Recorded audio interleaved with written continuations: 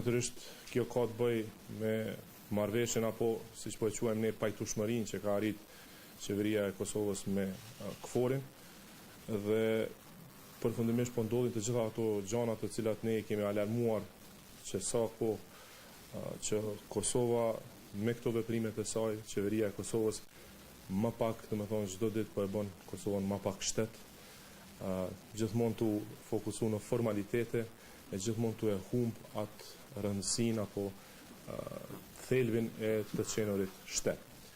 Ju e dini, ndoshta edhe vetë i keni përcjell lajmet mbrëm që ajo që u prezantu si fitore nga ana e qeverisë, gjithmonë këto humbjet tani po na prezantohen si fitore dhe suksese të mëdha të radhës. Po e dim shumë mirë që tani më edhe teknikisht reciprociteti vështirë se do të mund të zbatohet. Ky reciprocitet që edhe ashtu në koncert ishte gjysmak, sepse në fakt nuk po e jep përgjigje në pyetjen kryesore sa e pranon Republika e Kosovës Republikën e Serbisë. Nëse e keni dëgjuar, tani më në pikat kufitare 1 dhe 31 nuk do të ketë doganjer të Republikës së Kosovës. Në njërin prej pikave do të ketë policë, po 28 do të jenë të nacionalitetit serb. Nuk do të ketë asnjë shej të vetme të Republikës së Kosovës që tregon se aty është Republika e Kosovës dhe do të ketë kalim të mallrave deri në 3.5 ton, edhe të mallrave komerciale siç edhe po dëgjojmë, ndërsa kontrollimi i reciprocitetit do të bëhet nga KFOR-i, i cili natyrisht edhe mandatin nuk e ka për të kontrolluar mallna dhe për të luajtur rolin e doganjerit, por e ka mandatin që ta sigurojë, siç e quajnë ata, qetësinë dhe sigurinë në vend. Prandaj, sot, si gjithmonë, lëvizjave të vendosje i ka bërë një analizë më të thukët marrëveshjes, që tregojmë pikë për pikë se çfarë është domethënia e tyre në realitet. Ato që kemi alarmuar para 2 viteve sot po zbatohet. Kjo, si duket, është komplet një implementim apo një hap në implementimin e 6 pikëshit famkeq të Ban Ki-moonit, sepse po ta lexoni me kujdes marrëveshjen, do të shihni se sa nga ai 6 pikëshi i sekretarit përgjithshëm të Kombeve të Bashkuara mund ta gjeni në këtë marrëveshje me KFOR-in. Të nderuar gazetar, qeveria e Kosovës u mor vesh me KFOR-in, nuk kanë bërë marrëveshje për u pajtuan, arritën pajtueshmëri. Qeveria e Kosovës nuk po e tregon të vërtetën pse nuk bëri marrëveshje me shkrim me KFOR-in. Arsyeja për këtë është e thjeshtë.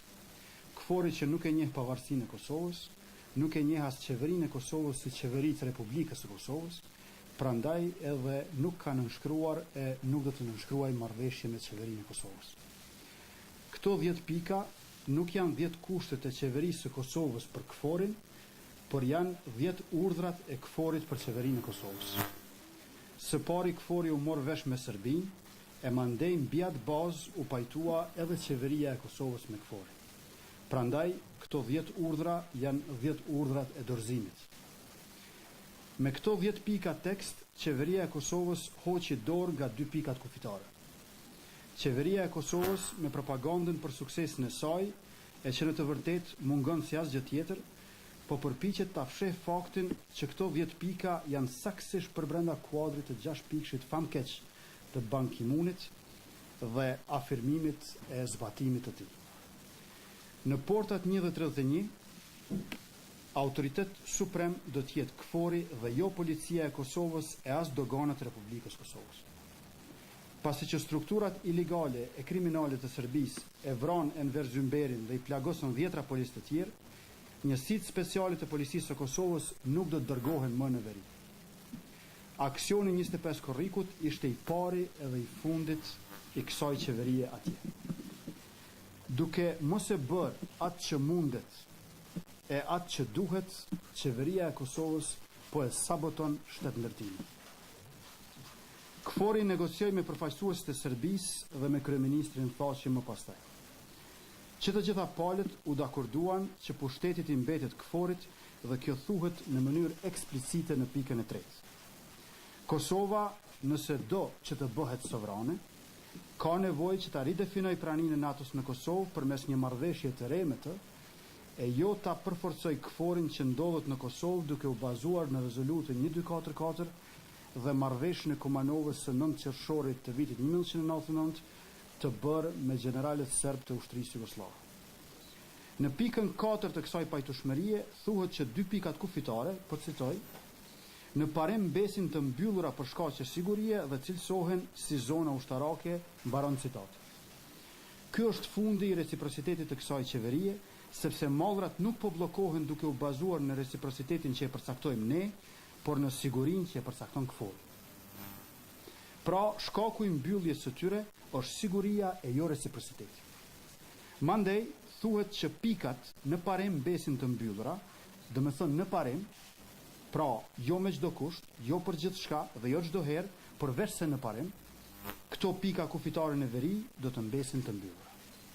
Vetëm në parim. Së dyti, KFOR-i do të vendos për sigurinë dhe afati deri me 15 shtator mund të zgjatet pa treguar se deri kur do të mund të zgjatej ai. Kësaj afati ka minimum, por s'ka maksimum. Pika e parë e kësaj pajtueshmërie është theksuar si parakusht dhe ajo thërret për zhbllokimin e rrugëve për në pikat kufitare 1 dhe 31 përkatësisht largimin e barrikadave. Gjithsesi kjo nuk është ndonjë e arritur, duke pasur parasysh që rrugët nuk kanë qenë të bllokuara atje para 25 korrik. Në pikën e dytë thuhet që duhet të mbahet gjendja e tanishme në pikat 1 dhe 31, që do të thotë se nuk do të ketë më përparim atje, dhe kjo me pajtimin e qeverisë Kosovës. Kjo është zbrapsje, kjo është vetë zbrapsje. Më tutje, qeveria e Kosovës, sipas pikës së 5, ka lejuar që jo vetëm të futen të ashtu quajturat ndihma humanitare prej Serbisë, por që krejt situatën atje ta konstatoj një organizatë ndërkombëtare e pavarur, duke ditur që përveç Fondit Monetar Ndërkombëtar dhe Bankës Botërore, organizata tjera ndërkombëtare nuk e njohin pavarësinë e Kosovës. Në pikën e 6 përdoret shprehja Kisha Ortodokse Serbe, pikrisht ashtu siç e quan Serbia, dhe thuhet se mallrat për të lejohen të kalojnë. Me këtë rast, nuk kufizohet fare sasia e mallrave dhe as lloji i mallrave dhe padyshim se kjo është shumë e rrezikshme. Kur kishave dhe manastireve ortodokse në Kosovë ju nevojiten Qirinj, Shandan, Temjan, Ikona e të tjera, qeveria e Kosovës lirisht do të mund të asiguronte ato, apo jo? Pika 7 thotë që në portat 1 dhe 31, fillon citati, çdo person dhe automjet do të kontrollohet për armë, mbarim citati. Enver Zymberi u vra prej armëve që tashmë janë në veri në duart të strukturave ilegale të Serbisë atje, e jo prej armëve që do të vinë në të ardhmen dhe u dashka të ndalohen në kufi. Kjo do të thotë që edhe më tutje nuk do të ketë bastisje të ndërtesave e vendodhjeve të strukturave ilegale të Serbisë në veri. Pika 8 thotë që, fillim citati, çdo person do të kontrollohet për dokument identifikimi, mbarim citati, që nënkupton që do të pranohen dokumentet e identifikimit të Serbisë, përderisa nuk thuhet e kundërta, sepse sërish kontrollin e bën veç se KFOR-i, i cili nuk e njeh pavarësinë e Kosovës. Ngjajshëm është edhe me rastin e kontrollit të trenit në relacionin Mitrovic-Beograd dhe Anasjeltas, ku nënkuptohet që do të pranohen dokumentet e Serbisë si mjet identifikimi.